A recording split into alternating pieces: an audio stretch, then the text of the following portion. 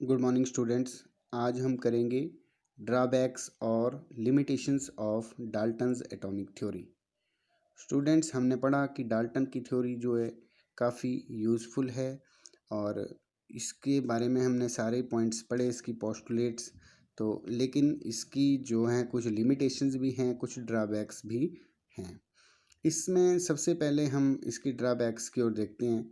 सबसे पहली ड्रॉबैक बोला है, atom have been found to be made up of sub atomic particles. देखो, उन्होंने बोला कि जो मैटर है वो छोटे छोटे पार्टिकल्स से मिलके बना है।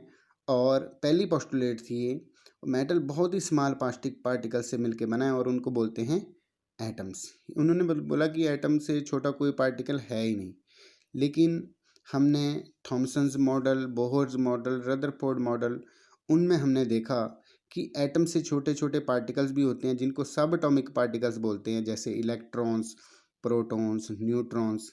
तो ये नहीं बताया, इस थ्योरी में इनके बारे में नहीं बताया गया है कि एटम से छोटे पार्टिकल्स भी होते हैं जिनको सब एटॉमिक पार्टिकल्स बोलते हैं। दूसरी बात बोली इस थ्योरी में कि एटम्स जो होंगे सेम एलिमेंट्स के सेम होंगे और डिफरेंट एलिमेंट्स के डिफरेंट होंगे मासेस में।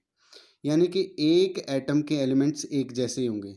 लेकिन यहाँ पे हमने देखा है, हमें पता है कि एक एलिमेंट्स के अलग अलग मासेस भी होते हैं। जैसे आइसोटोप्स आते हैं, आइसोबार्स आते हैं। वो एटम्स तो एक हैं आइसोटोप्स में, लेकिन उनके मासेस अलग अलग हैं।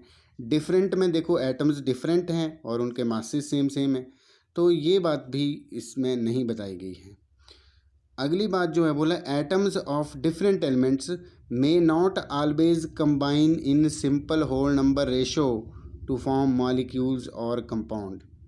अब बोला है कि जैसे हमने कार्बन डाइऑक्साइड की एग्जांपल ली थी CO2 की, उसमें तो सिंपल होल नंबर में कंबाइन हो रहा है।